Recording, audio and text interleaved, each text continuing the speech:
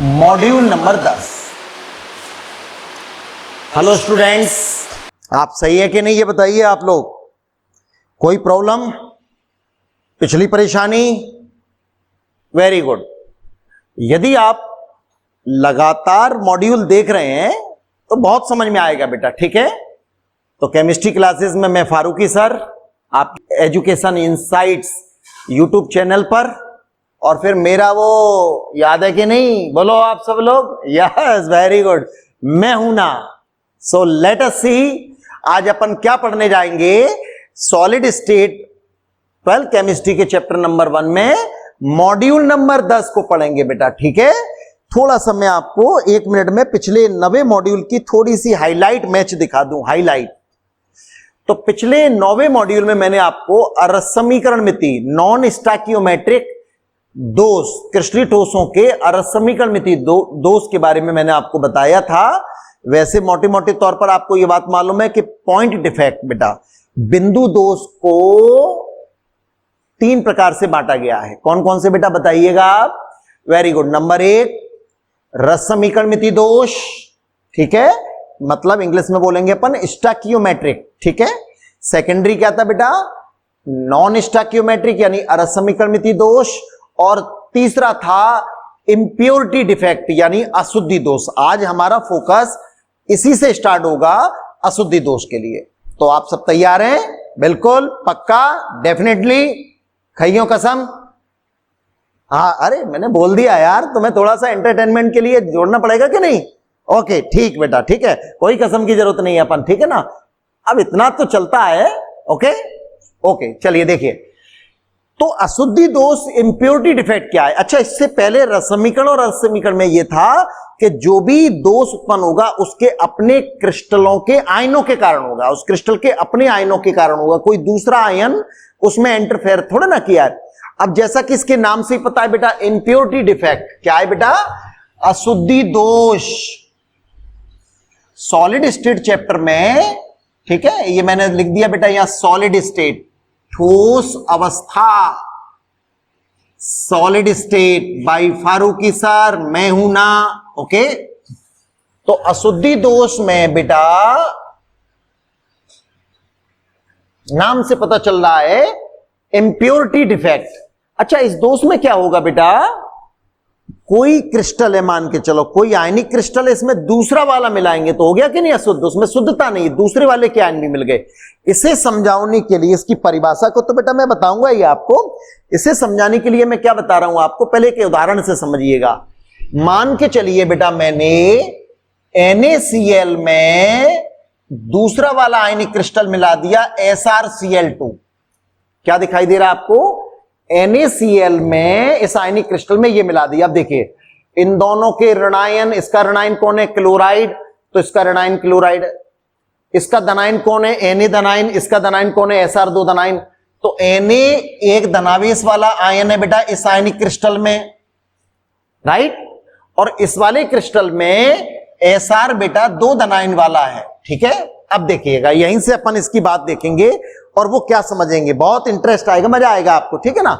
मजे के साथ समझते हैं परिभाषा, इसको भाई समझने के बाद हम खुद बनाएंगे अपनी परिभाषा। अब बेटा मैंने NaCl का एक क्रिस्टल बनाएगा, ठीक है, देखिएगा। गोले गोले रफ कॉपी तैयार है आप सबकी।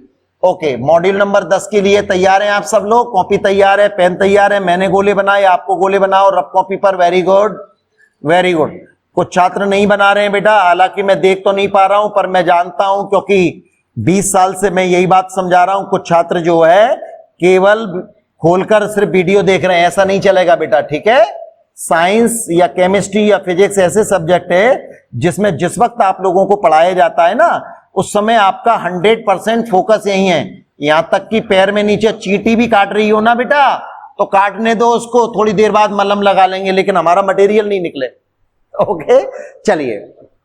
तो वही एक बेटा मैंने क्रिस्टल जालक बना दिया। गोले मतलब जालक स्थलों पर वो गोले यानी उनके अवयवीकरण जो यहां पर आयन है बेटा, और वो मैंने यहां पर भरे। ध्यान से समझिएगा, बहुत मजा भी आएगा, ठीक है। ये NaCl का क्रिस्टल है, तो ये Na धनायन बेटा, Cl negative ion, Na धनायन, Cl negative ion, Na positive, Cl negative, okay, ऐसा आप भी बनाइए, very good, okay, Na positive, Cl negative, Na positive, Cl negative, okay, ये बन गया। लेकिन बेटा आपको कि सर ये तो अभी एक व्यवस्थित है, मतलब किसी भी प्रकार का दोष, इंप्योरिटी, अपूर्णता इसमें नहीं है, जैसा कि आप देख रहे हैं। अब इसके अंदर मिलाना है, तो मिलाने का मतलब जो नहीं होता बेटा कि जाए लिया ठोस को और दूसरे ठोस को थोड़े से ठोक दो तो मिल जाएगा, ऐसा नहीं है। इसको पिघलाया गया, गलित किया गया, ठीक है, और इसमें मिला दिया गया SrCl2। अब क्या होगा देखिए, ये समझिए, अगर इसको मिलाने पर इसकी थोड़ी सी मात्रा को इसके अंदर डाला गया, जिसका आप लोग क्रिस्टल जालक ये देख रहे हैं, इसकी ये मिलाई जाने वाला पदार्थ है, इसमें मिलाना है, तो इसकी सूक्ष्म मात्रा को जब इसमें मिलाया गया, चूंकि अगर इसके ऋणायन के स्थान पर Cl निगेटिव पर इसका ऋणायन आएगा तो पता तो चलेगा नहीं, क्योंकि ऋणायन तो समान है। तो होता क्या है बेटा इसमें, चूंकि इनके धनायन के स्थान पर ये आ जाते हैं, ठीक, कैसे आ जाते हैं। अब इसमें क्या दिक्कत है, देखिए Na पर बेटा एक धनावेश है और इस पर दो धनावेश है, तो मान के चलिए ये, अच्छा इसको भी पिघला दिया गया था, इसको भी पिघलाकर इसकी सूक्ष्म मात्रा को इसमें मिला दिया गया, तो इसके धनायन जो है इसके धनायनों से एक्सचेंज हो जाते हैं, अदला बदली हो जाती है, ठीक है। और फिर जब हम उस पिघले हुए मिश्रण को ठंडा करेंगे तो हमको जो नया फॉर्म प्राप्त होगा, नया रूप प्राप्त होगा, उसमें क्या होगा, NaCl के क्रिस्टल जालक में Na धनायन के कुछ स्थानों पर, Na धनायन के कुछ स्थानों पर कौन आ जाएंगे, Sr2 धनायन। अब यहां पर एक समझने वाली बात क्या है, चूंकि अगर दो जगह से Na धनायन मिसिंग होंगे ना, जैसे यहां से, तो किसी एक जगह बेटा Sr2 धनायन आएगा। क्यों आएगा बताइए, सोचो, वेरी गुड, समझ में आ रही बात, वाह वाह, नहीं आ रही, वैसी गर्दन हिला देते हो तुम लोग, जो है नहीं आ रही, जब मुझे ही अभी पूरी तरह से नहीं आई तो आपको कैसे आ जाएगी, ठीक है। चलिए, वो तो मैं मजाक कर रहा था, मुझे तो आते ही है बेटा।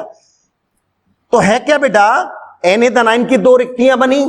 अब Na धनायन की दो रिक्तियों का मतलब क्या हो गया बेटा, बताइए क्या मतलब हो गया, मतलब ये हो गया बेटा कि दो धनावेश की कमी आ गई, क्योंकि एक Na पर एक धनावेश है, दो Na का दो धनावेश।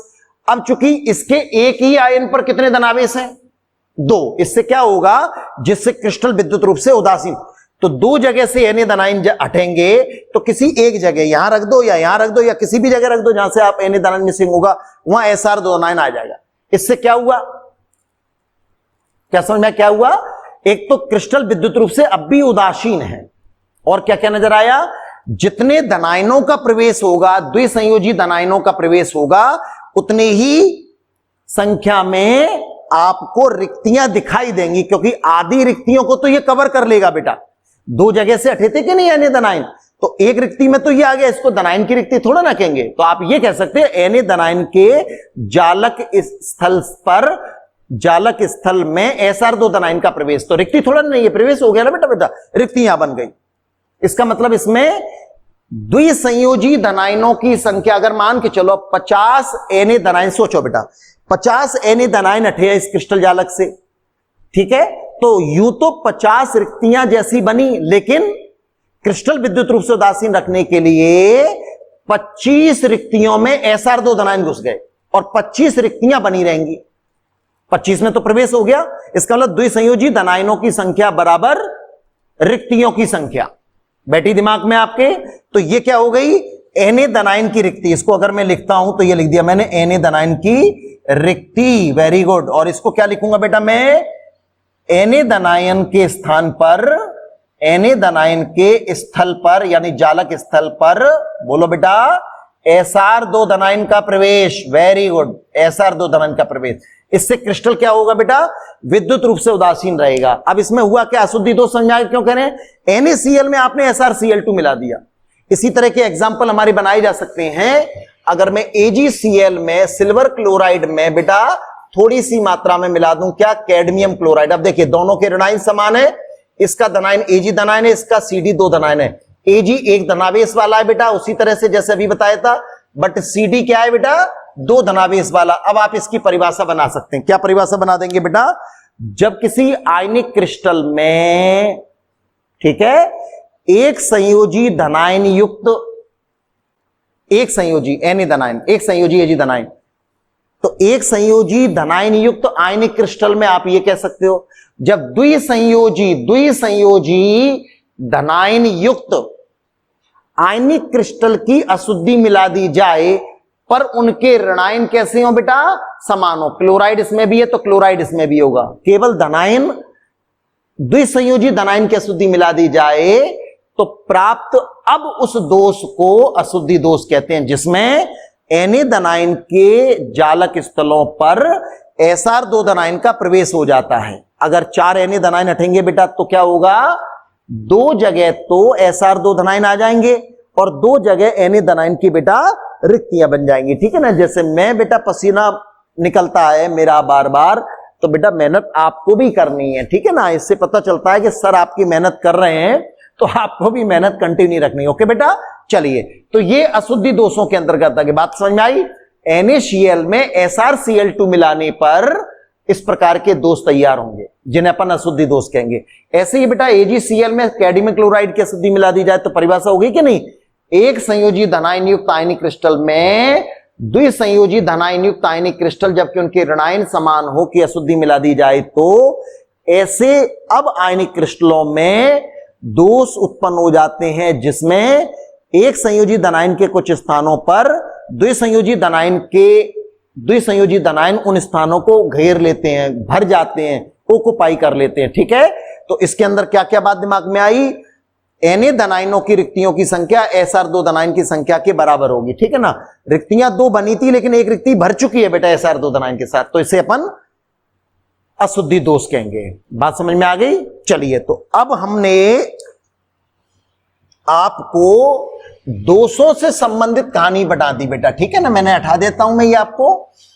अब हम लोग इसके बाद नई जो चर्चा करने जा रहे हैं, और वो नई चर्चा है हमारी बेटा कौन सी, ठोसों के विद्युतीय गुण। अब हम दोष वाला जो पॉइंट था वो हमने आपको पूरा समझा दिया। ठीक है। कुछ न्यूमेरिकल साइड रह गया जो हालांकि एनसीईआरटी की बुक में है, अपन उसको आगे के न्यूमेरिकल सेक्शन में ज्यादा लेने की कोशिश करेंगे। ओके बेटा। प्रॉब्लम तो कुछ हो ही नहीं है क्योंकि वो लिख रखा है आपने, वो मैं हूं, केमिस्ट्री। ठीक है। अब मैं आपको जो हेडिंग डाल रहा हूं बेटा वो ध्यान से सुनिएगा। वो हेडिंग होगी हमारी ठोसों के विद्युतीय गुण। ठोसों के विद्युतीय गुण, इलेक्ट्रिकल प्रॉपर्टी ऑफ, बोलिए बेटा, electrical property of solid substance, विद्युतीय गुण इलेक्ट्रिकल। अब आप देखिएगा, हमें मालूम है कि हमको अगर मैं लकड़ी से किसी करंट युक्त पर टच करूं जिसमें विद्युत का प्रभाव हो रहा है, तो मुझे उसमें विद्युत का प्रभाव हो रहा है, लेकिन लकड़ी से टच कर रहा हूं, सूखी लकड़ी से टच कर रहा हूं, रबर से टच कर रहा हूं, ठीक है, प्लास्टिक से टच कर रहा हूं, तो उसमें करंट नहीं आएगा। राइट, उसमें करंट नहीं आएगा। अब बात आ गई बेटा, क्या? अब बात यह है कि ठोसों में विद्युतीय व्यवहार होता है कि नहीं। इसके लिए हम ठोसों को मोटे मोटे तौर पर 3 प्रकार से बांटते हैं बेटा। कौन कौन से बेटा? नंबर 1 चालक पदार्थ, कंडक्टर। दूसरा बेटा, कंडक्टर के बाद विद्युत रोधी, नाम से पता चल रहा है विद्युत रोधी। विद्युत रोधी बेटा, जिसे आप कुचालक भी कह सकते हैं बेटा, बैड कंडक्टर। ओके। और तीसरा कैटेगरी आ जाएगी हमारी बेटा कौन सी? अर्धचालक, सेमी कंडक्टर। अर्धचालक यानी सेमी कंडक्टर। ठीक है। चलिए, हिंदी मीडियम का बैच होने की वजह से हिंदी में बता रहा हूं मैं आपको। कंडक्टर, इंसुलेटर, बैड कंडक्टर भी कहते हैं, और ये semi conductor. Okay. Now first of all कि जो ठोस पदार्थों की विद्युत चालकता की जो रेंज होती है ना बेटा, परास, क्या चीज बेटा? इन सब की जो रेंज है, विद्युत चालकता की जो रेंज है, वो भी रेंज है, परास है विद्युत चालकता की। परास जो होती है वो 10 की घात -20 से 10 की घात 7 ohm inverse ohm inverse, inverse मतलब ऊपर -1 करके लिख देते हैं, और ये ओम इनवर्स मीटर इनवर्स, ठीक है ना। परास क्या बेटा, ओम इनवर्स मीटर इनवर्स, ठीक है ना। इस तरह से अपन इसको सीजीएस पद्धति बदल सकते हैं, अभी मैंने इस तरह से उसमें लिख रखा है एमकेएस में। ये तो रेंज है बेटा। अब इस रेंज में चालक पदार्थों की रेंज अलग होगी, इनकी रेंज अलग होगी, इनकी रेंज अलग होगी।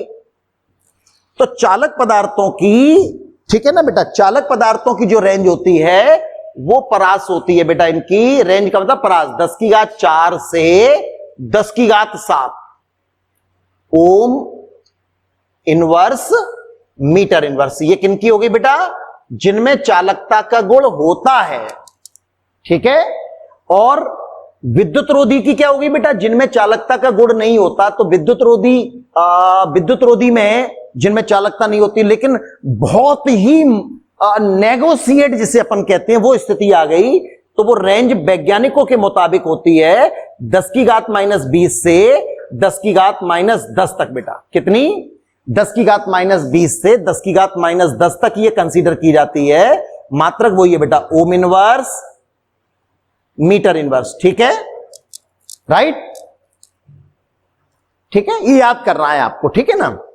अब अर्धचालक पदार्थ क्या हो गए बेटा, जैसा कि आप नाम से, चालक, अर्ध, आधे चालक, इनकी जो रेंज है बेटा 10⁻⁻6 से 10⁻4 ओम इनवर्स मीटर इनवर्स है, ठीक है ना। बड़े आराम से मैंने ये लिख रखा है, जिसको अब अपन पढ़ेंगे। तो ये तो हो गई बेटा सभी ठोस पदार्थों की पूरी रेंज, ठीक है। अब इस रेंज में से ये वाली रेंज, ये वाली परास चालकों की होती है, ये वाली परास बेटा विद्युत रोधी, इंसुलेटर, बेड कंडक्टर की होती है, और ये होती है सेमीकंडक्टर, अर्धचालक पदार्थों। एक तो ये, तो आप एक तो रेंज को याद रख लेंगे आप लोग। और दूसरी बात क्या है, ये बार बार मुझे दिक्कत वायर की आती है बेटा, ठीक है ना, इसलिए मुझे नीचे दिक्कत न। खैर चलिए, मैं अब आपको इसकी पूरी थोड़ी सी हिस्ट्री टाइप की अपन थोड़ा समझने का प्रयास करते हैं, ओके। अभी मैंने आपको, तो हमारी हेडिंग तो बेटा क्या, ठोसों के विद्युतीय गुण बेटा, okay. Now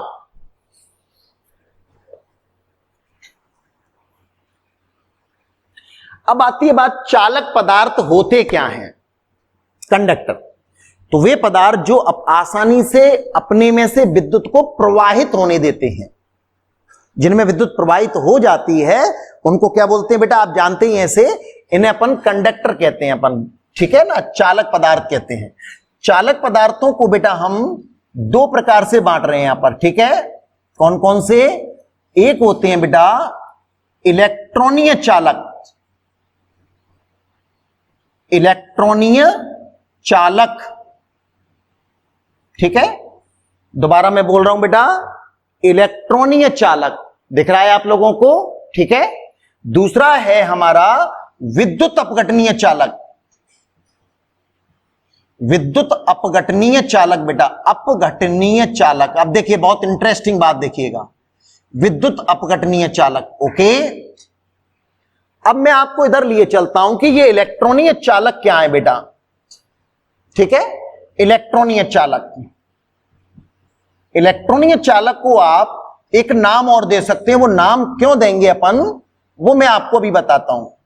first of all कि इनका नाम इलेक्ट्रॉनीय चालक क्यों पड़ा, नाम देख रहे हैं ना, इलेक्ट्रॉन, इसका मतलब जिनमें मुक्त इलेक्ट्रॉन होते हैं बेटा, फ्री इलेक्ट्रॉन होते हैं, वे, ये इलेक्ट्रॉन ही आवेश वाहक का कार्य करते हैं, विद्युत वाहक का कार्य करते हैं, विद्युत को ले जाने का काम करते हैं, ठीक है ना।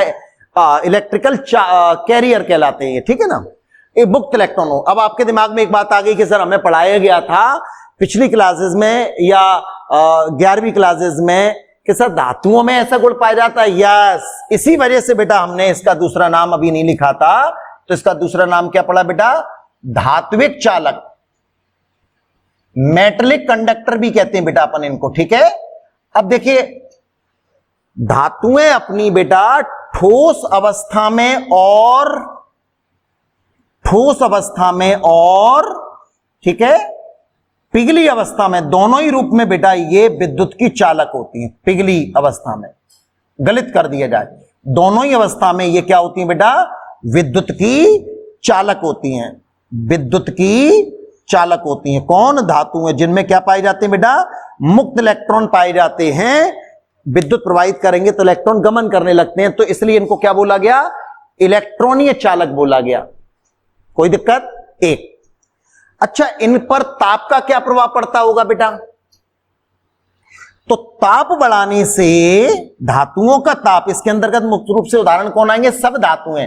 धातुएं मतलब हो गए nickel, copper, zinc, silver, gold, aluminium, sodium, potassium, magnesium. बेटा धातुओं की लिस्ट बनी डली है, वो सब धात्विक चालकों में आएंगी।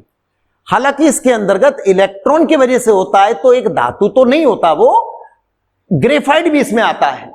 मुक्त इलेक्ट्रॉन होता है नहीं, ग्रेफाइट के अंदर एक मुक्त इलेक्ट्रॉन होता है। ग्रेफाइट कार्बन का पर रूप है, कार्बन की वाइटम को, उसमें 4 इलेक्ट्रॉन होते हैं। 4 में से बंद सिर्फ 3 बनाते हैं, एक मुक्त इलेक्ट्रॉन हर कार्बन के पास रहता है। चूंकि कार्बन अधातु है, ठीक है, लेकिन इसमें मुक्त इलेक्ट्रॉन है, तो इसको इलेक्ट्रॉनिक चालक की दृष्टि से ग्रेफाइट भी उदाहरण इस कैटेगरी का बनता है बेटा, ठीक है ना। तो ये उदाहरण हो गए मुक्त इलेक्ट्रॉन के वजह से हो रहा है, जो कि फ्री इलेक्ट्रॉन के अंदर होता है। अब अपन क्या बताने, ये ठोस अवस्था और पिघली दोनों अवस्था में विद्युत के चालक होते हैं, राइट, विद्युत के चालक होते हैं ये। ताप बढ़ाने पर क्या होगा बेटा? चालकता में कमी आती है, ठीक है ना। क्या बता रहा हूं मैं आपको? चालकता में, ये एरो ऊपर लगाने का मतलब ताप बढ़ाएं तो चालकता में क्या आती है? कमी आती है, ठीक है ना। वैसे फिजिक्स में आपको फिजिक्स वाले सर बहुत अच्छी तरह से समझाएंगे, मैं आपको केमिस्ट्री की छोटी सी भाषा में समझाता हूं। और वो क्या समझा रहा हूं आपको, इसमें क्या होगा बेटा? जब ताप बढ़ाएंगे तो टेम्परेचर इंक्रीज करते हैं ना अपन, तो धात्विक जो क्रिस्टल है, क्रिस्टल 4 प्रकार के थे ना अपने धात्विक, तो जो धात्विक क्रिस्टल है उसके धात्विक आयन बेटा ताप बढ़ाने से कंपन करने लगते हैं, वाइब्रेशन होने लगता है। और जब कंपन होगा, वाइब्रेशन होगा, तो ऐसा समझ सकते हैं आपके इलेक्ट्रॉन के स्वतंत्र प्रवाह में अवरोध उत्पन्न होता है। क्या समझे? ताप बढ़ाने से धात्विक आयन, उस धात्विक क्रिस्टल के धात्विक आयन जो अभी भी कड़वी है, वो क्या करने लगते हैं बेटा? कंपन करने लगते हैं, जिससे मुक्त इलेक्ट्रॉनों के स्वतंत्र गमन में बाधा उत्पन्न होती है। और इलेक्ट्रॉन में अगर बाधा आएगी तो बाधा को ही तो अपन क्या बोलते हैं? प्रतिरोध। तो प्रतिरोध बढ़ेगा, और प्रतिरोध का व्युत्क्रम होता है चालकत्व, ठीक है। यानी चालकता एक तरीके से आगे जाकर बोलेंगे अपन उसे, जब कुछ बातें संबंधित करते हैं तो चालकता में क्या आएगी? प्रतिरोध बढ़ेगा, तो चालकता कम होगी। बात समझ में आ गई? तो ताप बढ़ाने पर इनकी चालकता बढ़ती है। मुक्त इलेक्ट्रॉन इनके अंदर विद्युत के वाहक होते हैं, यानी विद्युत को ले जाने का काम करते हैं। पिघली और ठोस दोनों अवस्था में ये विद्युत के चालक होते हैं, राइट। अब मैं आपको लिए चलता हूं किस ओर बेटा? विद्युत अपघटनीय चालक की तरफ ले चलता हूं। विद्युत अपघटनीय चालक, ठीक है ना। मैं यहां से इसको हटा दूं बेटा, विद्युत रोधी यानी कुचालक को, ठीक है, वेरी गुड। इलेक्ट्रॉनिक चालक आपने इधर समझ लिया, तो विद्युत अपघटनीय चालक को इधर समझिए। अब देखिए, इसके नाम में छिपा हुआ है एक शब्द, विद्युत अपघटन। अपघटन यानी जब वो अपने आयनों में टूट जाए, अपघटन हो जाए, ठीक है। हालांकि सभी पदार्थ जो आयनिक होंगे वही तो आयनों में टूटेंगे बेटा, ठीक है। हाँ, आज काफी जो है टेम्परेचर ज्यादा है, कुछ भी करने के बावजूद भी बेटा। खैर, तो अपघटन, तो कुछ पदार्थ ऐसे होते हैं बेटा जो ठोस अवस्था में तो नहीं, क्या? क्योंकि उन आयनिक ठोस पदार्थों में, आपको याद आ रहा होगा जब मैंने आपको आयनिक ठोस आयनिक क्रिस्टल बताया था ना, तो मैंने क्या बताया था?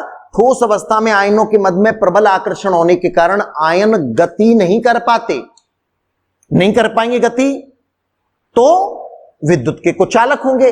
मतलब उन कुचालक ना कहते, ये कहते हैं उनमें विद्युत प्रवाहित नहीं होगी, लेकिन विद्युत प्रवाहित तो होती है कब? जब उनको पिघला दिया जाए। तो पहली बात बेटा ये हो गई कि ये ठोस अवस्था में नहीं, ठोस अवस्था में नहीं, ठोस अवस्था में नहीं। कौन नहीं? ओके, ये पदार्थ, अब इसका नाम पदार्थ में मैं आपको बता दूं, इसको एक नाम और दिया जाता है बेटा, इनको आयनिक चालक भी कह सकते हैं आप लोग, क्योंकि इनमें आवेश वाहक का कार्य कौन करते हैं बेटा? आयन करते, इसलिए इनको आयनिक चालक भी कहते हैं। जैसे इनके दो नाम थे, इसके दो नाम थे, इसलिए इसके भी नाम है। इनमें इलेक्ट्रॉनों के द्वारा विद्युत का प्रवाह होता है, इनमें आयनों के द्वारा होता है बेटा। विद्युत का प्रवाह किसके द्वारा? आयनों के द्वारा विद्युत प्रवाह। आयन का मतलब हो गया धनायन वर, आयनों के द्वारा विद्युत का प्रवाह। दिख रहा है आपको? विद्युत का प्रवाह। ओके, ठीक। तो बेटा ये ठोस अवस्था में तो नहीं, लेकिन गलित अवस्था में, पिघलाने पर गलित अवस्था में, या बेटा इनको जल में डाल दिया जाए, क्योंकि क्या होगा आपने पढ़ा है कि नहीं, आयनिक यौगिक बेटा जल में डालने पर, आयनिक यौगिक जल में डाले जाने पर क्या होता है, जल और उस आयनिक क्रिस्टल के, आयनिक यौगिक के आयनों में आकर्षण लगता है, जिसके कारण आयनों का आकर्षण खुलने लगेगा और आयन मुक्त होने लगते हैं। ठीक है। गलित अवस्था में क्या होगा, ऊष्मा देने पर वो पिघलेंगे, पिघलने पर क्या होगा, आयनों के मध्य में, मतलब ऊष्मा देने पर आयनों के बीच की दूरी, उनका आकर्षण कम होगा और वो अलग दूर दूर होने लगेंगे, तो स्वतंत्र उनमें गमन करने की प्रवृत्ति आ जाएगी। ओके बेटा, तो ये गलित अवस्था और ये जलीय अवस्था, राइट, कोई प्रॉब्लम? एक जैसे कि अगर अपन अंतर भी कर रहे हैं तो ये ठोस अवस्था, पिघली अवस्था में वो गलित, गलित का मतलब बेटा पिघली सही है, और जलीय अवस्था में ही विद्युत के चालक होते हैं। किनके द्वारा होता है बेटा? आयनों के द्वारा होता है, राइट। तीसरी बात मैं आपको क्या बता रहा हूं, जैसे यहां ताप के लिए बताया गया, ताप बढ़ाने पर, अब देखो अभी बता रहा था कि मैंने आपको, ताप बढ़ाने पर क्या होगा, आयनों के मध्य में जो आकर्षण लग रहा है ना बेटा, वो आकर्षण और दुर्बल हो जाएगा, और जब आकर्षण दुर्बल होगा तो आयन तेजी से गमन करने लगेंगे। आयनों का ये गमन, उसकी चालकता होगी बेटा, इसका मतलब चालकता, ऐसे पदार्थों की कंडक्टिविटी क्या होगी बेटा, बढ़ेगी। अब इसमें कौन से उदाहरण आते हैं, वे आयनिक पदार्थ के तौर पर जो होते हैं बेटा वो इसमें आते हैं, यानी, और या फिर जिनके अंदर बेटा वो आयनिक तो नहीं है लेकिन ध्रुवता ज्यादा है, ध्रुवता ज्यादा है, वो भी उस कैटेगरी में आ सकते हैं। ठीक है ना, यानी अगर मैं ये कहता हूं अम्ल, अम्ल, क्षार और लवण तो होते हैं, वो तो बेटा आएंगे ही, लवण जो होते हैं वो तो इसमें आएंगे ही। अम्ल का मतलब ऐसा समझ लो जैसे कि बेटा HCl, HCl आयनिक नहीं होता बेटा, HCl में HOCl के बीच में सहसंजी बंध लगा है, लेकिन क्लोरीन की विद्युतनात्मकता ज्यादा होने के कारण सहसंजी बंध के इलेक्ट्रॉन ज्यादातर Cl की तरफ आकर्षित होते हैं, तो ध्रुवता ज्यादा जनरेट होगी। ठीक है ना, अधिक द्विध्रुवी अणु हो गया, और जब जल में डाला जाएगा इसको तो H और Cl के बीच में लगने वाला आकर्षण टूट जाएगा, H आयन और Cl नेगेटिव आयन अलग अलग हो जाएंगे और उनमें चालकता जो है, ठीक है ना, शो करने लगेगी। HCl के बाद और उदाहरण लिखे जा सकते हैं, H2SO4 अम्ल तो आप जानते ही हो, ठीक है ना, खासतौर पर जो ज्यादा प्रबल अम्लों में वो लिख सकते हैं, HNO3 बेटा नाइट्रिक अम्ल, इस तरह के अम्लों को अपन इसमें ले सकते हैं। ठीक है, क्षार में आप ले सकते हो बेटा NaOH, KOH, ये क्षारों में आ जाएगा बेटा, ठीक है ना, और लवण तो आप जानते हो NaCl, CaCl2, ठीक है, और भी तमाम उदाहरण लिए जा सकते हैं एक दूसरे से बनाकर। क्या समझ में आई बात? तो हमने अभी क्या पढ़ा है बेटा, ठोसों के विद्युतीय गुण में चालक पदार्थों की बात की थी, विद्युत प्रवाहित होने देते हैं, जिनमें से कुछ तो ठोस में ही, ठोस अवस्था में ही, और पर कुछ अपनी या तो पिघली यानी गलित अवस्था में या जलीय अवस्था में। अब किनके द्वारा विद्युत का प्रवाह हो रहा है उनके अंदर, इस आधार पर दो तरीके से बांटा गया। अगर आयनों के द्वारा हो रहा है बेटा तो आयनिक चालक कहलाते हैं, और अगर इलेक्ट्रॉनों के द्वारा हो रहा है तो इलेक्ट्रॉनीय चालक कहलाते हैं। ठीक है, बात समझ में आई आपको? अब हम बात करेंगे किसकी बेटा, कुछ चालक पदार्थों के, विद्युत रोधी की। ठीक है ना, तो ये नोट हो गया बेटा। चलूं मैं आगे, वेरी गुड। तो मैं आपको आगे लिए चलता हूं किस बात को समझाने के लिए बेटा, विद्युत रोधी पदार्थ को समझाने के लिए। ठीक है, विद्युत रोधी नाम से पता चल रहा है, रोध, रोध मतलब अवरोध, इंसुलेटर, यानी वे ठोस पदार्थ या वे पदार्थ जो अपने में से विद्युत को प्रवाहित नहीं होने देते, विद्युत को प्रवाहित नहीं होने देते। इसकी रेंज तो आपको बताई थी ना मैंने, 10⁻⁻20 से 10⁻10 ओम इनवर्स मीटर इनवर्स बेटा। ठीक है, ये मात्रक होता है इसका। ठीक है, तो विद्युत रोधी यानी कुचालक, ठीक है, विद्युत रोधी यानी कुचालक पदार्थों की बात कर रहा हूं बेटा। ठीक है ना, कुचालक पदार्थ, कुचालक पदार्थ का मतलब हो गया हमारे लिए जिनमें विद्युत का प्रवाह नहीं हो पाता बेटा, ठीक है ना। आवाज साउंड हो रही है ना, मेरी आवाज आ रही है बेटा? ठीक। कुचालक, बैड कंडक्टर। तो इसमें बेटा रबर ले सकते हैं उदाहरणों में, लकड़ी ले सकते हैं बेटा आप लोग, ठीक है, प्लास्टिक भी आ जाती है, ये इनके उदाहरणों में आप इन्हें रख सकते हैं, ठीक है ना, रबर, प्लास्टिक, लकड़ी वगैरह, ठीक है ना। अच्छा, जैसे कि मैं आपको ये बताऊं, सिलिकॉन आ गया बेटा, शुद्ध सिलिकॉन और शुद्ध जर्मेनियम, लेकिन एक विशेष बात को ध्यान सुनिएगा, केवल 0 केल्विन पर ही, 0 केल्विन पर ही, परम शून्य ताप पर ही ये विद्युत रोधी की तरह से व्यवहार करेंगे। 0 केल्विन पर शुद्ध सिलिकॉन, 0 केल्विन, ओके। मतलब क्या निकला, सिलिकॉन और जर्मेनियम ये समूह 14 में आते हैं, वाइतम कोष में 4। तो आपको पिछले वाला चित्र बनाया ना पिछले मॉड्यूलों में, सिलिकॉन की वाइतम कोष में 4 इलेक्ट्रॉन है तो 4 बंद बन गए, कोई भी इलेक्ट्रॉन मुक्त नहीं है। तो 0 केल्विन पर तो कोई चालकता होगी ही नहीं, विद्युत रोधी की तरह से व्यवहार करेंगे। तो बेटा इसके अंतर्गत अपन इतनी बात को ये स्टडी करेंगे, ठीक है ना। अब आता है हमारे लिए कौन सी बात, तीसरी बात में अपन को क्या पढ़ना है बेटा, हमें पढ़ना है अर्धचालक के बारे में, सेमीकंडक्टर क्या होते हैं, ठीक है ना। तो सेमीकंडक्टर बेटा नाम से पता चला है अर्धचालक। रेंज बताई थी मैंने आपको, रेंज क्या होती है बेटा इसकी, 10⁻⁻⁶ से 10⁴ क्या होती है बेटा, बताइए, रिवाइज करिए। अर्धचालक पदार्थों की रेंज क्या होती है बेटा सेमीकंडक्टर की, बताइए। अर्धचालक, ठीक है, सेमीकंडक्टर बेटा, सेमीकंडक्टर 10⁻⁻⁶ से 10⁴ ओम इनवर्स मीटर इनवर्स, ठीक है, ये तो रेंज हो गई। अब आप देखिए, दरअसल ये कुछ पदार्थ जो 0 केल्विन पर, समझना ध्यान से, 0 केल्विन पर, जैसा भी मैंने बताया था सिलिकॉन, जर्मेनियम, जो पदार्थ इस तापक्रम पर, परम शून्य ताप कहते हैं इसको बेटा हम लोग, एब्सोल्यूट 0 टेम्परेचर कह सकते हैं आप लोग, इस तापक्रम पर इतने ज्यादा व्यवस्थित हैं, कोई मुक्त इलेक्ट्रॉन उनके अंदर उपस्थित नहीं है, तो इस स्थिति में तो वो विद्युत रोधी हैं। लेकिन अगर मैं 0 केल्विन के बजाय, यहां लिख दूं क्या, कमरे के ताप पर, अब कमरे का ताप तो काफी हो गया, कहां 0 केल्विन, तो कमरे के ताप पर इनके अंदर चालकता थोड़ी रहती है, यानी आप समझ रहे, 0 केल्विन पर नहीं थी लेकिन कमरे के ताप पर थोड़ी रहती है। अब जब थोड़ी रहती है तो how to increase of the conductivity of दो सब्सटेंस, कैसे बढ़ाएं, उनकी चालकता कैसे बढ़ाएं। तो इनमें क्या आपको याद है कि कमरे के ताप, वो याद करें, वो डायग्राम में दोबारा बना देता हूं बेटा, जैसे सिलिकॉन जिसकी वाइतम कोष में ये 4 इलेक्ट्रॉन, तो दूसरे सिलिकॉन के साथ ये बंद बनाया सिलिकॉन के साथ, ठीक है, ये सिलिकॉन, ठीक है, आप इसमें गोला लगाकर दिखा दो या ऐसे दिखा दो, ओके बेटा, ओके, चलिए, वेरी गुड, वेरी नाइस।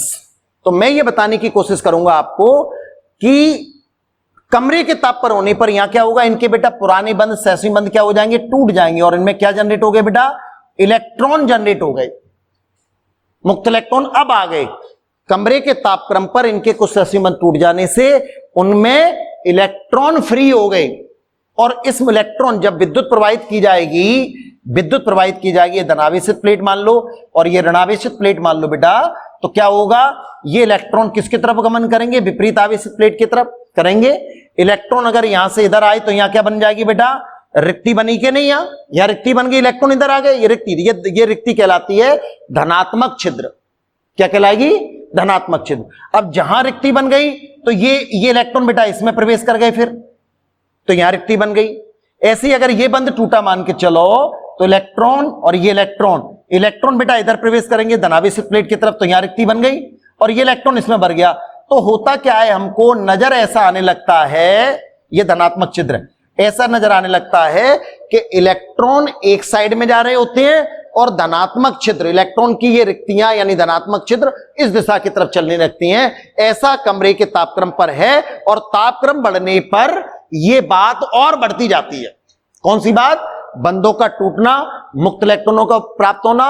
तो मुक्त इलेक्ट्रॉन एक तरफ चलने रहे फ्री इलेक्ट्रॉन, और इलेक्ट्रॉन जब गमन करेंगे तो वहां रिक्ति बन गई, वो रिक्ति ऐसा नजर आएगा वो दूसरी साइड में चल रही है क्योंकि धनात्मक रिक्ति है, ऐसा समझ लो। बात समझ में आ गई? तो ये अच्छा, इसको अपन दो प्रकार से बांट रहे हैं अभी, मोटे तौर पर हम इसे दो प्रकार से बांट रहे हैं अर्धचालकों को, दो प्रकार से।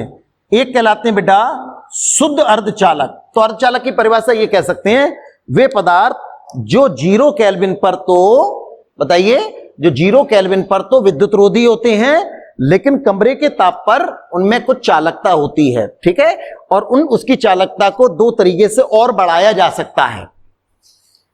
कैसे कैसे बढ़ाया जा सकता है?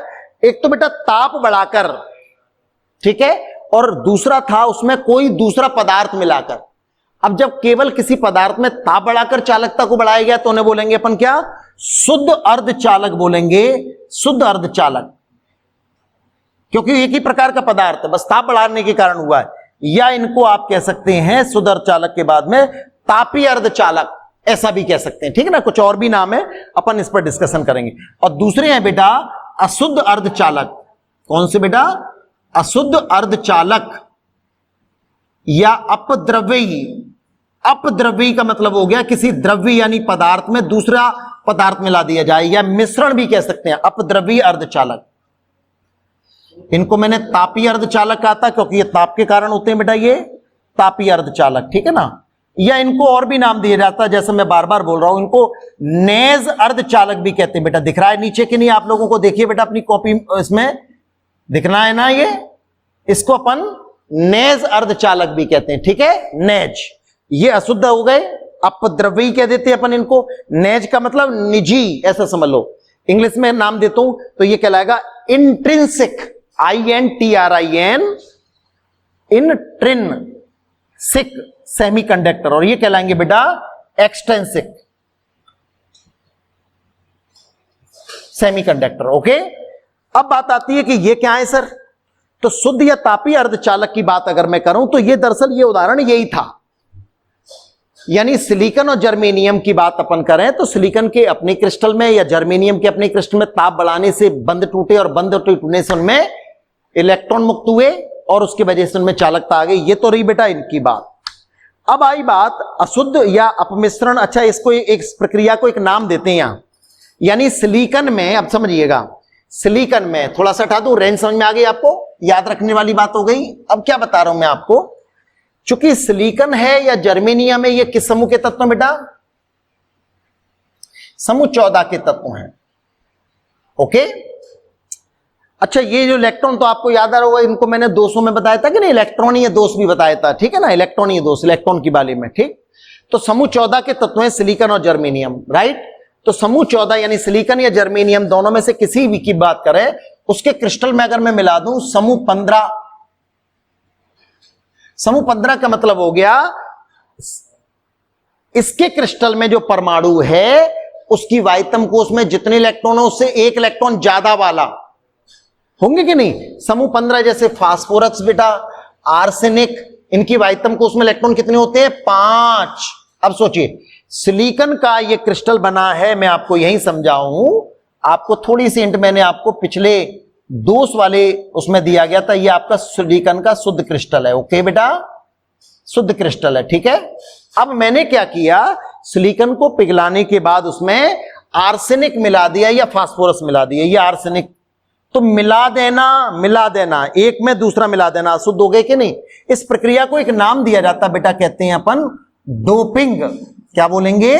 डोपिंग बोलेंगे अपन, ठीक है ना। किसी शुद्ध में बाहर से कोई चीज मिलाई जाए, डोपिंग वर्ड आपने कई जगह सुना होगा। जैसे वो खिलाड़ी डोपिंग मामले में फंसा हुआ है, उस खिलाड़ी डोपिंग मामले में फंसा हुआ है, इसका क्या मतलब होता है? उस खिलाड़ी ने बाहर से ऐसी कोई ड्रग, ऐसी कोई मेडिसिन ली है जिससे उसकी ताकत बढ़ जाए और उस ताकत की वजह से उसका खेल का प्रदर्शन बहुत हाई क्लास में चला जाए। तो नॉर्मल वे में वो नहीं था, लेकिन उसने कोई ऐसी दवाइयां ले ली, ऐसे स्टेरॉइड ले लिए जिससे उसकी ताकत बढ़ गई। उस प्रक्रिया को डोपिंग कहते हैं, जो अंतरराष्ट्रीय नियमों के विपरीत हो गई। वैसी डोपिंग यहां भी है। शुद्ध में कोई बाहर से चीज मिलाकर उसके अंदर हमने चालकता को बढ़ाया है, तो यह प्रक्रिया क्या कहलाएगी बेटा? डोपिंग कहलाएगी। तो हमने क्या किया, शुद्ध सिलिकॉन में मिला दिया बेटा, कौन बोलिए? आर्सेनिक मिला दिया बेटा। या फास्फोरस मिला दिया। अब क्या है, बिल्कुल सिंपल सी बात,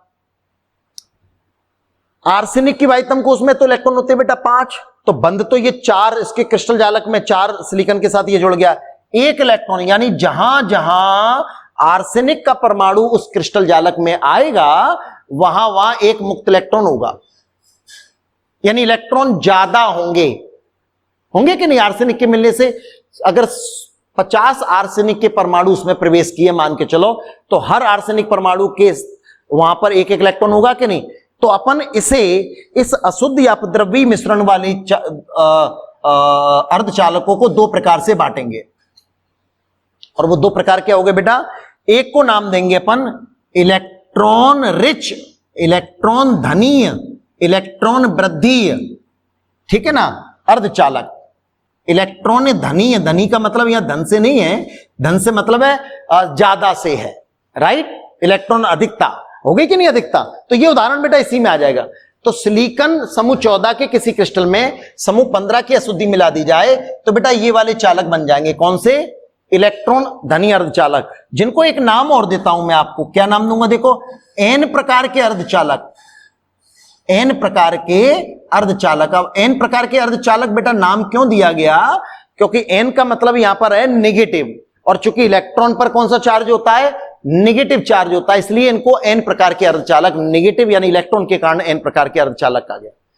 बैठी दिमाग में। तो कई बार पूछा जाता है कि सिलिकॉन को अगर फास्फोरस से डोपित किया जाए तो किस प्रकार के अर्धचालक बनेंगे, सिलिकॉन को या अगर मैं ये कहता हूं जर्मेनियम को, इन दोनों में से किसी को के द्वारा अगर हम कर दिया जाए तो किस प्रकार के अर्धचालक बनते हैं। तो वो अर्धचालक किस प्रकार के बनेंगे बेटा, एन प्रकार के अर्धचालक बनेंगे, ठीक है ना, एन प्रकार के ये अर्धचालक बनेंगे। ओके, एन का मतलब नेगेटिव, एक्स्ट्रा इलेक्ट्रॉन है, ज्यादा इलेक्ट्रॉन की वजह से इलेक्ट्रॉन धनी अर्धचालक कहते हैं। बात समझ में आ गई। अब मैं आपको जो बताने जा रहा हूं वो बताने ये जा रहा हूं कि समूह 14 में अगर समूह 13 की अशुद्धि मिला दी जाए, ठीक है ना, समूह 13 की अशुद्धि मिला दी जाए समूह 14 में, समूह 13 का मतलब समझ लीजिए आप, समूह 13 में कौन आया बेटा, बोरॉन हो गया, एल्यूमिनियम हो गया बेटा, ठीक है ना, गैलियम हो गया, इंडियम हो गया, ये समूह 13 के तत्व। अच्छा, समूह 13 के तत्वों की वाइटम कोष में इलेक्ट्रॉन कितने होते हैं बेटा, 3 होते हैं। इससे क्या होगा, सिलिकॉन 3 होंगे। अब देखो 14 वाले में तीसरा मिलाया गया है, तीसरा मिला मतलब वाइटम कोष में जिसकी वाइटम कोष में 4 इलेक्ट्रॉन होते हैं उसमें मिलाया गया है वाइटम कोष में 3 इलेक्ट्रॉन वाले तत्व, ठीक है ना। जैसे मैं आपको यही ले लेता हूं, ठीक है ना, इसी उदाहरण में बना दूं बेटा, मुझे दोबारा बनाना पड़ेगा, टाइम ज्यादा कंज्यूम होगा, आप इसी को समझने का प्रयास कीजिए। मैंने इसमें मिलाया बेटा एल्यूमिनियम या गैलियम, ठीक है, समूह 13 मिला दिया, बोरॉन लिख सकता हूं, एल्यूमिनियम गैलियम जो भी है। तो क्या होगा बेटा, आप गौर से देखिएगा, आप ये देखेंगे कि गैलियम की वाइटम कोष में 3 इलेक्ट्रॉन होते हैं, ठीक है ना, परमाणु क्रमांक 31 होता है, 2, 8, 18, 3, राइट। तो केवल 3 ही तो बंद बनाए इसने, कोई प्रॉब्लम, इसका 1 इलेक्ट्रॉन सिलिकॉन के साथ, इसका 1 इलेक्ट्रॉन सिलिकॉन के साथ, इसका इलेक्ट्रॉन सिलिकॉन, तो एक जगह क्या होगी, इसको रिक्ति नहीं कहेंगे, इसको कहेंगे इलेक्ट्रॉन जहां कम है उसको बोला जाएगा यहां धनात्मक छिद्र। क्या बोलेंगे बेटा, पॉजिटिव होल बोलेंगे, धनात्मक छिद्र, पॉजिटिव होल। इलेक्ट्रॉन नहीं है ये, जहां जहां गैलियम के परमाणु होंगे, अगर गैलियम को मिलाया गया है तो, अगर एल्यूमिनियम को मिलाया गया तो एल्यूमिनियम के परमाणु, बोरॉन को मिलाया गया तो बोरॉन के परमाणु होंगे, वहां वहां इलेक्ट्रॉन की कमी वाले केंद्र होंगे। इलेक्ट्रॉन की कमी मतलब पॉजिटिव होल होंगे, ध्यान से समझिए, पॉजिटिव होल। तो इलेक्ट्रॉन की कमी, अब इलेक्ट्रॉन की कमी, तो इसका दूसरा प्रकार क्या बन गया बेटा, इलेक्ट्रॉन न्यून अर्धचालक।